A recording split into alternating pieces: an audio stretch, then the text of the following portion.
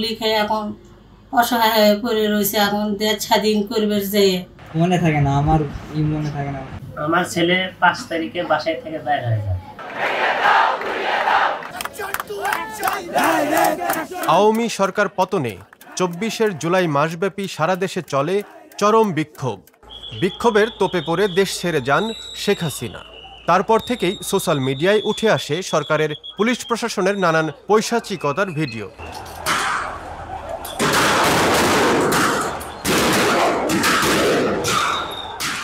মুহূর্তেই ছড়িয়ে পড়ে ঢাকার আশুলিয়া থানার পিছনে ভ্যানের উপর লাশের স্তূপে পুলিশের আগুন দেওয়ার ভিডিওটি।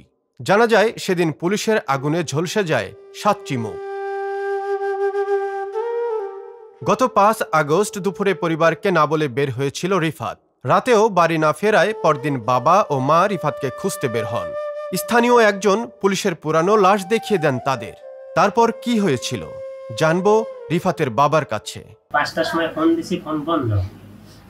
তারপরে ফোন বন্ধ পরে মাগরিবের নামাজের সময় আমি রুম থেকে বাইরে গেছি।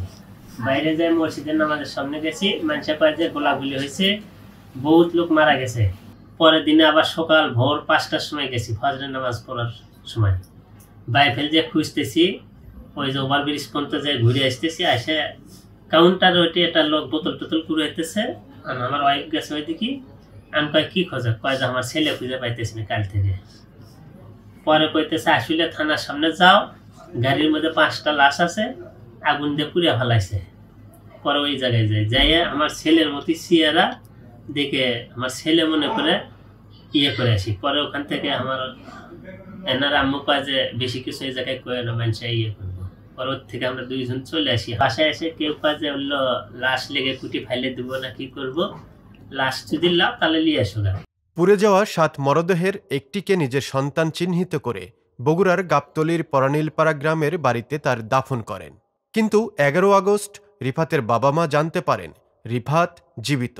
মাথায় গুলিবিদ্ধ রিফাতের চিকিৎসা চলছে সাভার এনাম মেডিকেল কলেজ হাসপাতালে। সেখান থেকে রিফাতকে বাড়িতে নিয়ে আসেন তার পরিবার।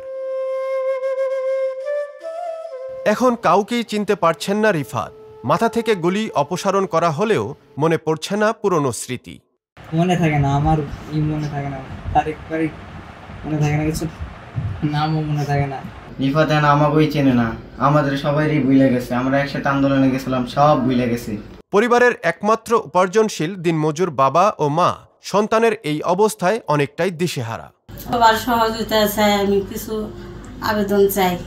গুলি খায় বাসায় বিছনায় পড়ে আছে, চিকিৎসা হচ্ছে না, টাকা পয়সার অভাব। তারা সরকারের কাছ থেকে আর্থিক সহযোগিতা আবেদন করতেছে এবং আমরা দেখতেছি তারা খুব অচল অবস্থায় জীবনযাপন করতেছে। রিফাতের চিকিৎসায় হয়তো কেউ তাদের পাশে দাঁড়াবেন, এই আশায় দিন পার করছেন পরিবারটি।